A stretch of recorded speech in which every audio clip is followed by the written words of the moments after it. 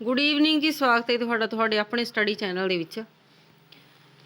अपने क्लासेस जो ईटीटी के सैकंड एग्जाम देना चल रही ने, जिवें कि आप सबनों पता 29 जो ईटीटी का सैकंड एग्जाम होने जा रहा है, तो उसके जो रोल नंबर ने एडमिट कार्ड ने वो रात अनाउंस हो चुके हैं। ठीक है जी, 29 नवंबर को जो सैकंड एग्जाम होने जा रहा है ईटीटी वालों का, एडमिट कार्ड ने जो आ चुके हैं। अपने क्लासेस जो इस दे नाल चल रही सी। हुण आपां सिर्फ MCQ क्वेश्चन कर रहे सी। आओ स्टार्ट करते हैं अपनी अज की वीडियो। अज के जो क्वेश्चन होणगे अपने, अज का फस्ट क्वेश्चन है जी। देखो, किसी भी भाषा नूं शुद्ध रूप दे विच लिखण, उसनूं टकसाली रूप देण ਅਤੇ उस विच पेश किए गए विचारां नूं सरल ते स्पष्ट करन विच कौन महत्वपूर्ण भूमिका निभाउंदा है। देखो, किसी भी भाषा नूं कहंदे शुद्ध रूप दे विच लिखण वास्ते ਅਤੇ उसनूं टकसाली रूप देण दे विच ਅਤੇ पेश किए गए विचारां नूं सरल ਅਤੇ स्पष्ट करन दे विच कौन महत्वपूर्ण भूमिका निभाउंदा है। देखो ऑप्शनां, लिपि, शब्द, धुनियां ਅਤੇ विश्राम चिन्ह। बहुत ज़्यादा ईजी क्वेश्चन ने, जिन्होंने सारा सिलेबस ध्यान नाल कीता उन्हां वास्ते क्वेश्चन हल करना कोई ज़्यादा वड्डी गल नहीं। इसका जो राइट आंसर बनता जी अपना वो नंबर 4, विश्राम चिन्ह। विश्राम चिन्ह ने जो किसी भी भाषा नूं शुद्ध रूप दे विच लिखण वास्ते ਅਤੇ ਉਹਦੇ ਵਿਚਾਰਾਂ ਨੂੰ ਸਪਸ਼ਟ ਤੇ ਸਰਲ ਕਰਨ ਵਾਸਤੇ बहुत ਜ਼ਰੂਰੀ ਨੇ। ਉਸ ਤੋਂ ਬਾਅਦ ਦੇਖੋ, ਜਿਹੜੇ ਚਿੰਨ੍ਹ ਠਹਿਰਾਓ ਜਾਂ ਅਟਕ ਨੂੰ ਪ੍ਰਗਟ ਕਰਦੇ ਹਨ ਉਹਨਾਂ ਨੂੰ ਕੀ ਕਿਹਾ ਜਾਂਦਾ ਹੈ। ਭਾਸ਼ਾ ਦੇ ਉਹ ਚਿੰਨ੍ਹ ਜਿਹੜੇ ਠਹਿਰਾਓ ਦਾ ਭਾਵ ਕੀ ਹੁੰਦਾ ਗਾ, ਕੁਝ ਸਮੇਂ ਵਾਸਤੇ ਰੋਕ ਕੇ ਰੱਖਣਾ ਜਾਂ ਅਟਕ ਨੂੰ ਪੇਸ਼ ਕਰਦੇ ਹਨ, ਉਹਨਾਂ ਨੂੰ ਕੀ ਕਿਹਾ ਜਾਂਦਾ ਹੈ। ਲਗਾ ਮਾਤਰਾ, ਲਗਾ ਅੱਖਰ, ਦੁੱਤ ਅੱਖਰ ਜਾਂ ਵਿਸ਼ਰਾਮ ਚਿੰਨ੍ਹ। इस क्वेश्चन का जो अपना राइट आंसर है जी वो नंबर 4। इसका भी की आएगा विश्राम चिन्ह, क्योंकि विश्राम चिन्ह ही ने जिहड़े ठहराओ या अटक दे भाव नूं प्रगट करते हैं।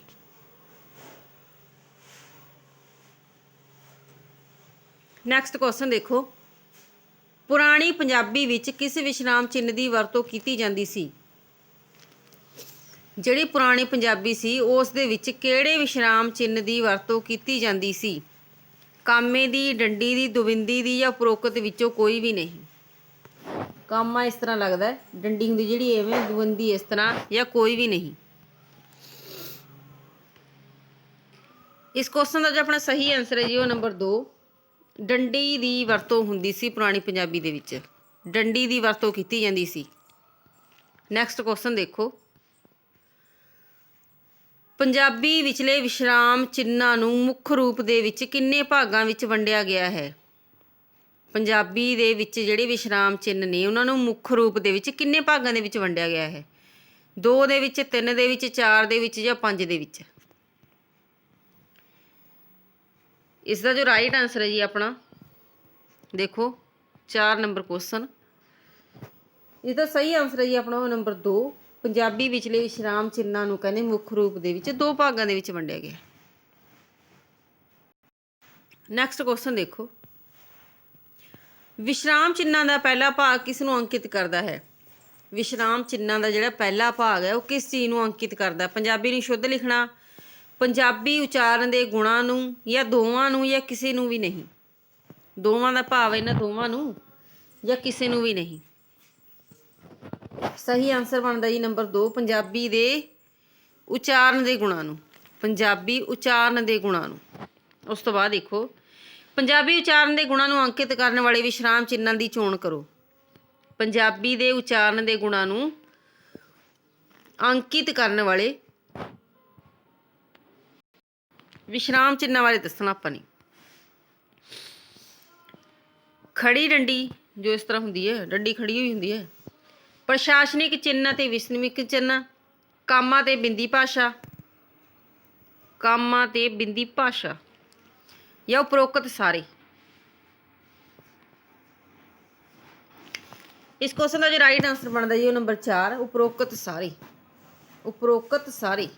देखो, पंजाबी के उचारण के गुणां नूं अंकित करने वाले विश्राम चिन्हां की जिहड़ी चोण हुंदी है ਉਹ ਡੰਡੀ ਨਾਲ ਵੀ ਹੁੰਦੀ ਹੈ। ਪ੍ਰਸ਼ਾਸਨਿਕ ਚਿੰਨ੍ਹ, ਪ੍ਰਸ਼ਨਿਕ ਚਿੰਨ੍ਹ, ਜਿਹੜੇ ਪ੍ਰਸ਼ਨ ਚਿੰਨ੍ਹ ਨਹੀਂ ਹੁੰਦੇ ਇਸ ਤਰ੍ਹਾਂ, ਉਹ ਵਿਸਮਿਕ ਚਿੰਨ੍ਹ ਜੋ ਇਸ ਤਰ੍ਹਾਂ ਦਾ ਹੁੰਦਾ ਗਾ।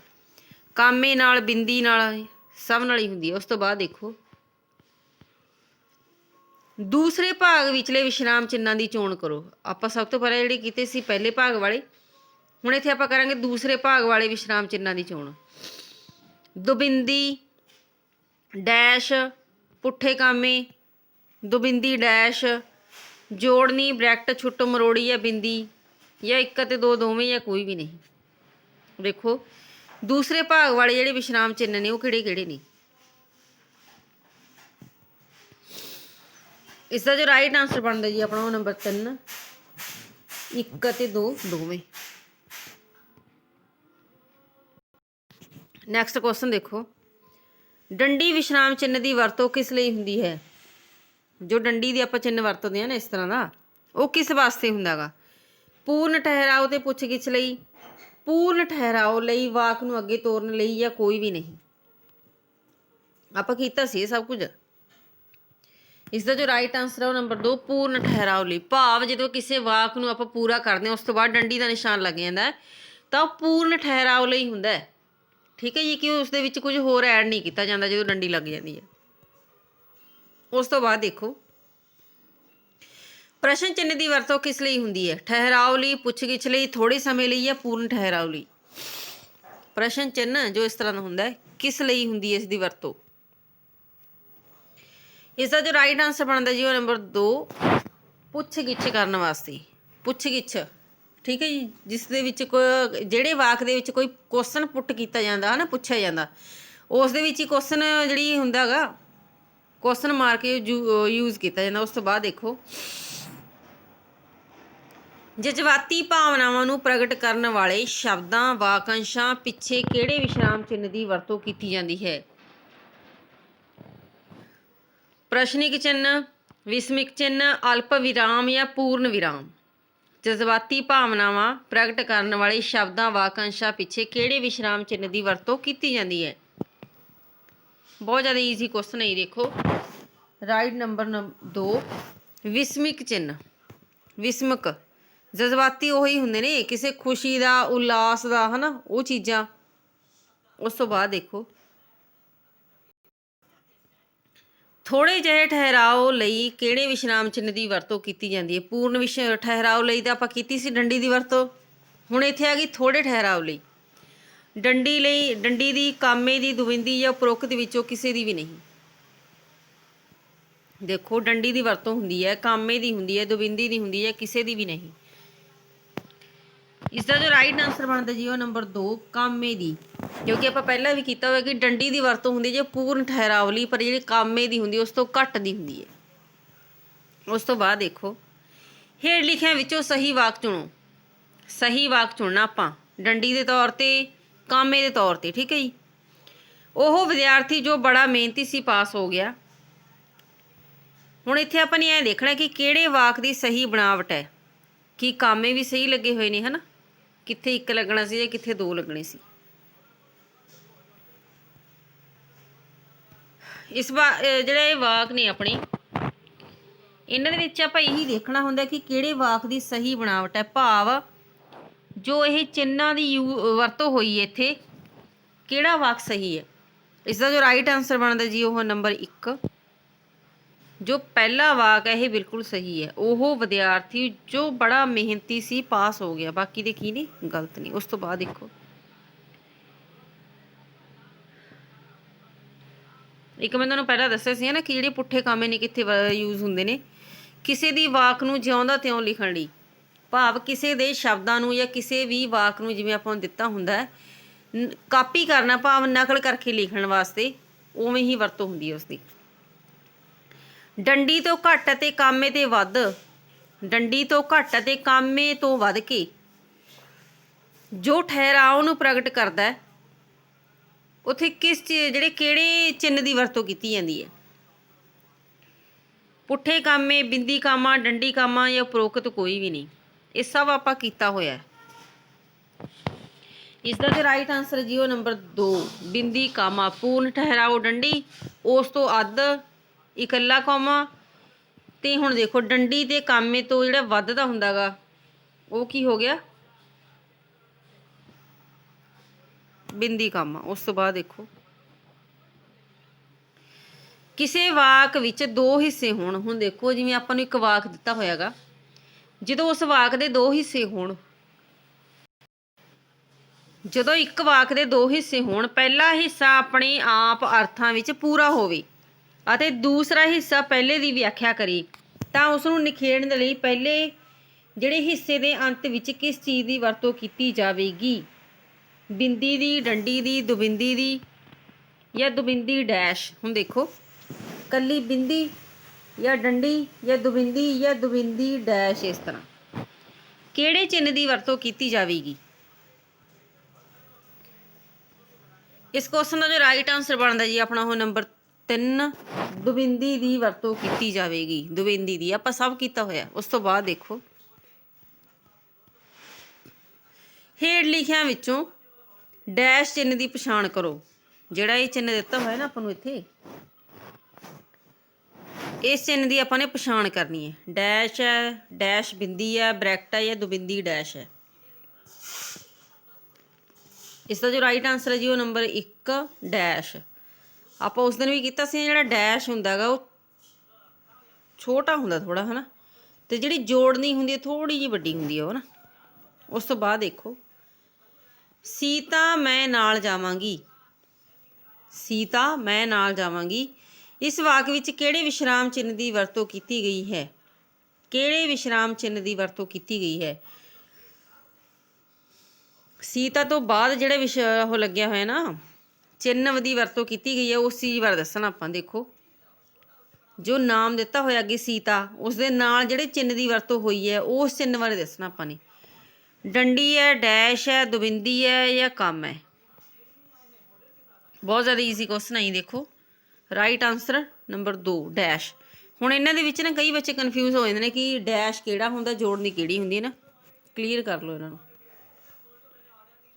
ਉਸ ਤੋਂ ਬਾਅਦ ਦੇਖੋ ਜਦੋਂ ਕਿਸੇ ਗੱਲ ਨੂੰ ਸਮਝਾਉਣ ਲਈ ਉਦਾਹਰਨ ਦੇਣੀ ਹੋਵੇ ਜਾਂ ਜਿਵੇਂ ਜਾਂ ਜਿਹਾ ਕਿ। ਹੁਣ ਦੇਖੋ ਜਦੋਂ ਆਪਾਂ ਕਿਸੇ ਗੱਲ ਨੂੰ ਸਮਝਾਉਣ ਵਾਸਤੇ ਉਦਾਹਰਨ ਦਿੰਦੇ ਹਾਂ, ਹੈ ਨਾ, ਤਾਂ ਜਿਵੇਂ ਜਾਂ ਜਿਹਾ ਕਿ ਉੱਥੇ ਆਪਾਂ ਬੋਲਦੇ ਹਾਂ ਨਾ ਵੀ ਜਿਵੇਂ ਇਹ ਸੀਗਾ, ਜਿਵੇਂ ਕਿ ਇਹ ਐਵੇਂ ਸੀਗਾ।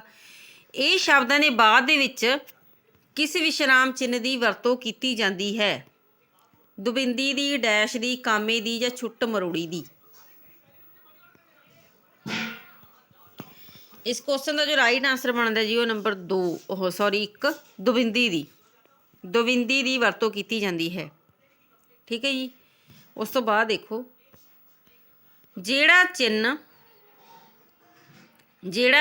2 ਜਾਂ 2 ਤੋਂ ਵੱਧ ਸ਼ਬਦਾਂ ਨੂੰ ਜੋੜ ਕੇ ਇੱਕ ਸ਼ਬਦ ਬਣਾਉਂਦਾ ਹੈ ਉਸ ਨੂੰ ਕੀ ਆਖਿਆ ਜਾਂਦਾ ਹੈ?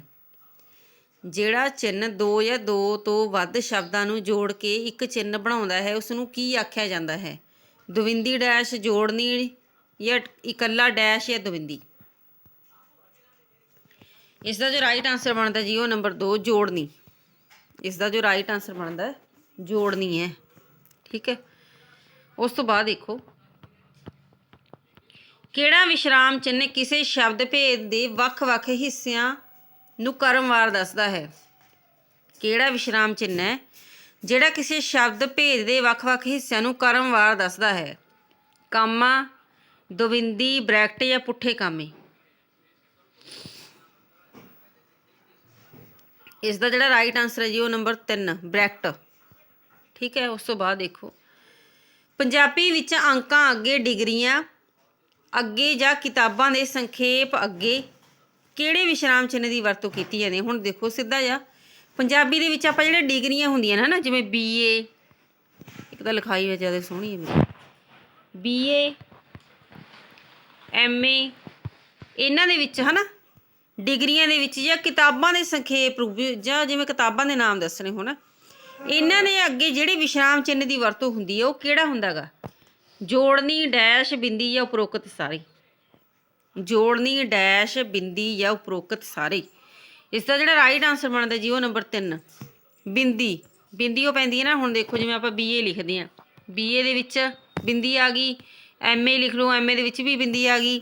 ਹੁਣ ਇਸੇ ਦੇ ਨਾਲ ਜਿਵੇਂ ਕਿਸੇ ਦਾ ਅਹੁਦੇ ਦੀ ਗੱਲ ਕੀਤੀ ਹੋਵੇ, ਮੈਂ ਜਿਵੇਂ ਤੁਹਾਨੂੰ ਪਹਿਲਾਂ ਵੀ ਦੱਸਿਆ ਸੀ ਹੈ ਨਾ, ਜਿਵੇਂ MLA DSP, ਇਹਨਾਂ ਦੇ ਵਿੱਚ ਵੀ ਕਿਹੜੀ ਚੀਜ਼ ਦੀ ਵਰਤੋਂ ਹੋਊਗੀ? ਬਿੰਦੀ ਦੀ ਵਰਤੋਂ ਕੀਤੀ ਜਾਊਗੀ।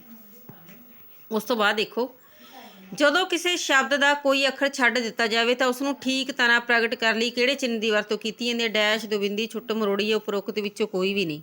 ਇਹ ਵੀ ਆਪਾਂ ਸਭ ਕੁਝ ਕੀਤਾ ਹੋਇਆ। ਦੇਖੋ ਬਹੁਤ ਜ਼ਿਆਦਾ ਈਜ਼ੀ ਕੁਐਸਚਨ ਹੈ। ਇਸ ਦਾ ਜਿਹੜਾ ਰਾਈਟ ਆਂਸਰ ਬਣਦਾ ਉਹ ਨੰਬਰ 3, ਛੁੱਟ ਮਰੋੜੀ। ਜਿਵੇਂ ਮੈਂ ਤੁਹਾਨੂੰ ਉਸ ਦਿਨ ਦੱਸਿਆ ਸੀ, ਜਿਵੇਂ ਆਪਾਂ ਲਿਖਣਾ ਹੋਵੇ ਵਿੱਚੋਂ ਤਾਂ ਆਪਾਂ ਇਕੱਲੇ ਚੱਚੇ ਨੂੰ ਚੱਚਾ ਲਿਖਾਂਗੇ, ਹੈ ਨਾ, ਉਹ ਵੀ ਇਸ ਤਰ੍ਹਾਂ, ਠੀਕ ਹੈ।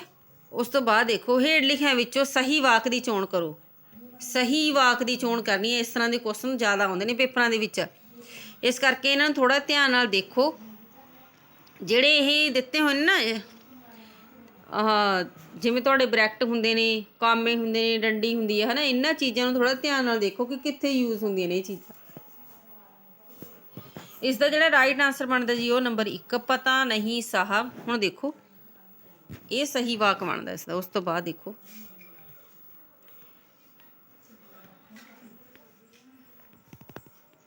ਜੇਕਰ ਵਾਕ ਵਿੱਚ ਸਹੀ ਵਿਸ਼ਰਾਮ ਚਿੰਨ੍ਹ, ਜੇਕਰ ਵਾਕ ਵਿੱਚ ਸਹੀ ਵਿਸ਼ਰਾਮ ਚਿੰਨ੍ਹ ਦੀ ਵਰਤੋਂ ਨਾ ਕੀਤੀ ਜਾਵੇ ਤਾਂ ਵਾਕ ਦਾ ਕਿਹੜਾ ਪੱਖ ਸਪਸ਼ਟ ਨਹੀਂ ਹੁੰਦਾ? ਸ਼ਬਦ ਅਤੇ ਲਗਾਂ, ਅਰਥ ਸਪਸ਼ਟ ਨਾ ਹੋਣਾ, ਵਾਕ ਬਣਤਰ ਜਾਂ ਕੋਈ ਵੀ ਨਹੀਂ।